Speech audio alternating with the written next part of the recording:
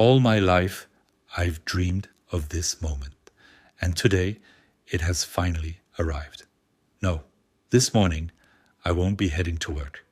I'll take my usual route, but halfway through I'll change direction and head for the airport. I'm off to the ends of the earth for 6 weeks. Hong Kong, Sydney, and finally New Zealand. I'll be traveling solo on this adventure, but not entirely alone because I'm taking you with me. You in? Come on, it's time to let go and truly enjoy life. Let's go. It all begins with a short 2-day stopover in Budapest, which helped me snag tickets to Hong Kong for under 300 euros. A deal too good to pass up, right? That's it. I've arrived in Budapest, born of the marriage of Buddha and Pest. It stretches on both sides of the Danube. I discover a city between two worlds, between two eras. Here the past dialogues with the present.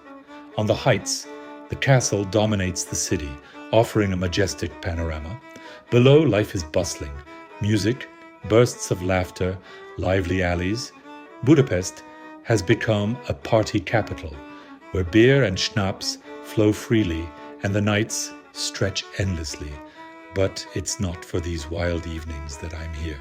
What attracts me are its legendary baths, and in particular the famous Szechenyi, in a palace from the Neo-Baroque and Neo-Renaissance periods, a timeless setting where you would almost expect to meet Sisi and Emperor Franz Joseph, nonchalantly dressed in their period swimsuits.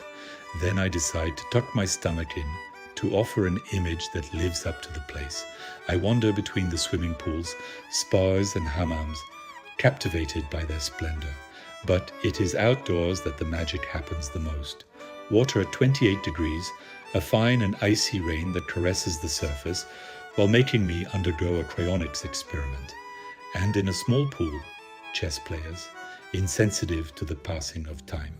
Then comes the time for gastronomic discovery.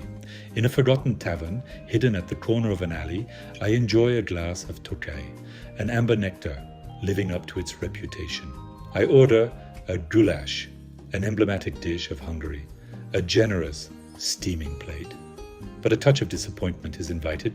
I was expecting a firework of spices, an explosion of paprika and exotic flavors.